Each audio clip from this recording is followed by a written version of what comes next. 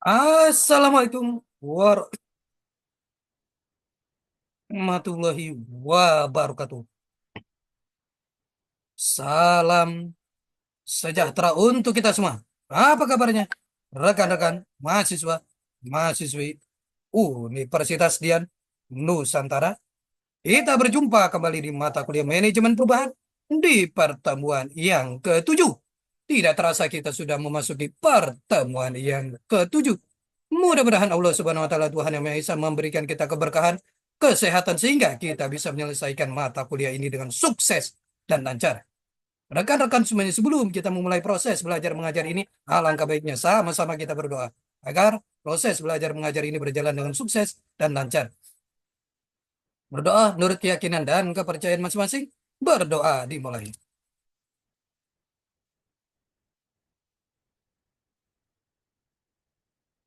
Selesai.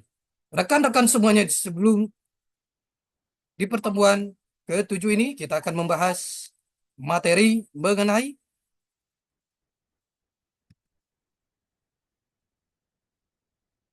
langkah-langkah dalam perubahan manajemen.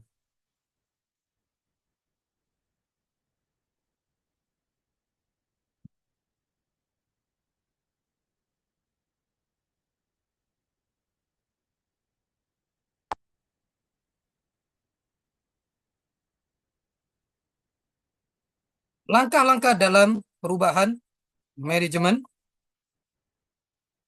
apa saja itu?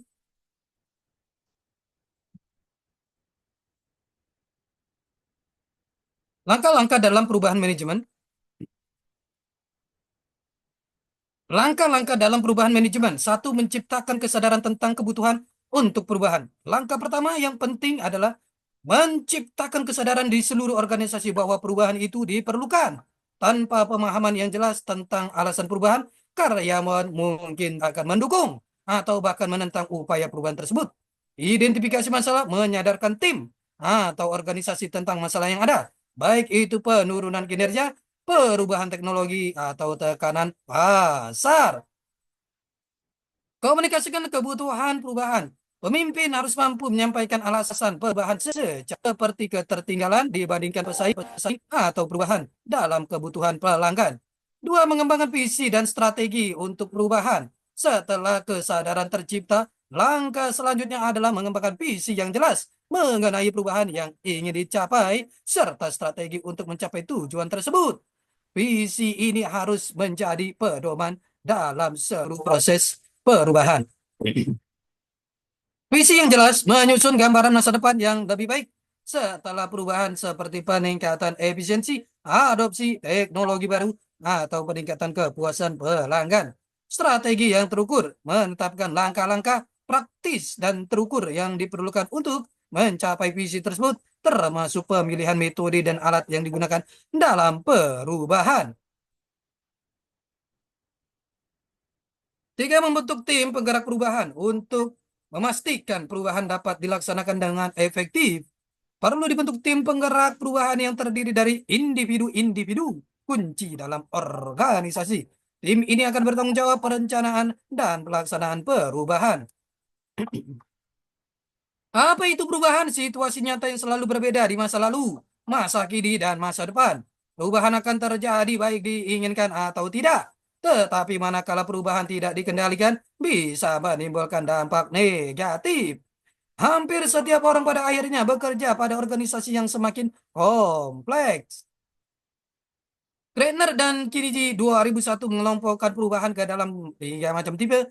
Advantage change, perubahan adaptif, merupakan perubahan yang paling rendah tingkat kompleksitasnya, biaya dan ketidakpastiannya. Innovative change, perubahan inovatif, diperkenalkan praktek baru pada organisasi. Radically innovative change, perubahan inovatif, secara radikal merupakan jenis perubahan yang paling sulit dilaksanakan dan cenderung menakutkan bagi manajer untuk melakukan dan memberikan dampak kuat pada keamanan kerja karyawan.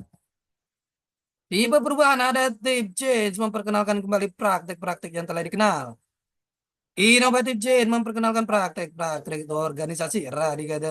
Radikali inovatif change memperkenalkan praktek-praktek baru pada industri, tingkat kompleksitas, biaya, dan ketidakpastian. potensial untuk resistensi terhadap perubahan.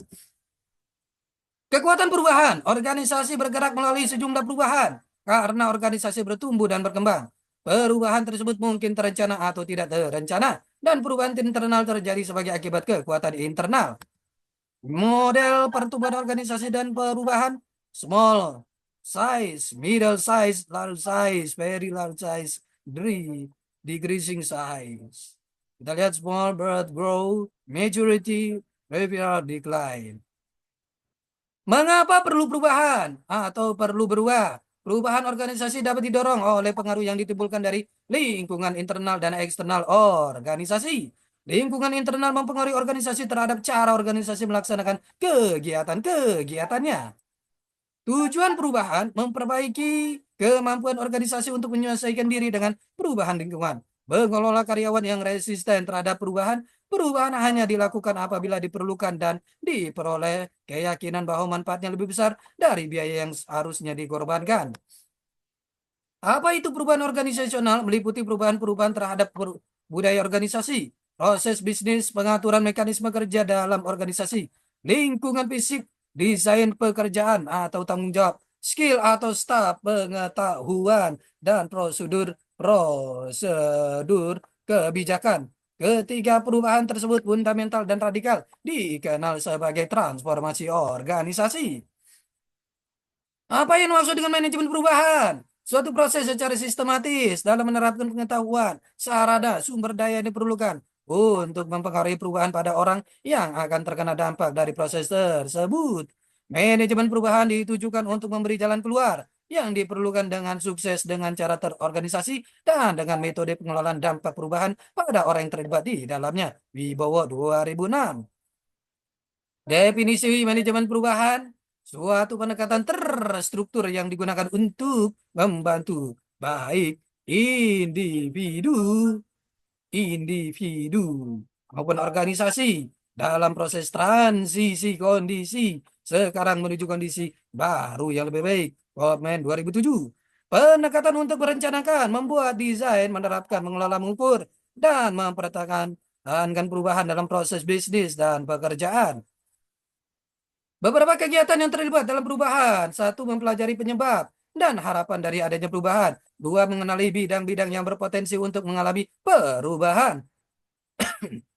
Tiga, memperkenalkan perubahan dan manajemen dari perubahan tersebut.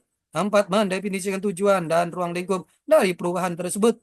Lima, menyusun kegiatan-kegiatan dalam perubahan. Enam, mendefinisikan bagaimana pekerjaan dilakukan setelah terjadinya perubahan. Enam, menentukan implementasi dari strategi perubahan. Mengelola. Ketujuh, mengelola dan mengarahkan perubahan. Kedelapan, mengukur pekerjaan sebelum, selama, dan sesudah perubahan. Kesembilan, memastikan perubahan terus berlangsung. 10, menjaga momentum perubahan.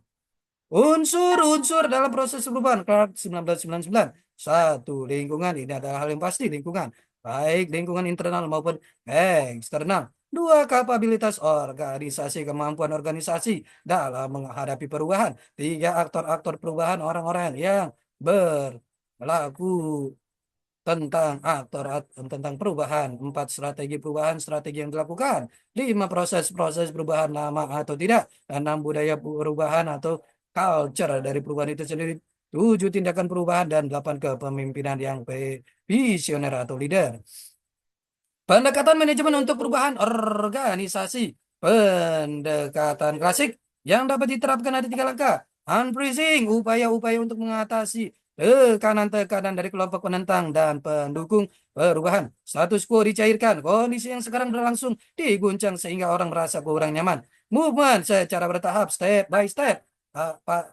Tapi pasti perubahan dilakukan, jumlah penentang perubahan berkurang dan jumlah pendukung bertambah. Untuk mencapainya, hasil-hasil perubahan harus segera dirasakan. Rebreathing, jika kondisi yang diinginkan telah tercapai, stabilkan melalui aturan-aturan baru, sistem yang kompensasi baru, dan cara pengelolaan organisasi yang baru, dan lainnya. Jika berhasil, maka jumlah penentang atau akan sangat berkurang, sedangkan jumlah pendukung makin bertambah.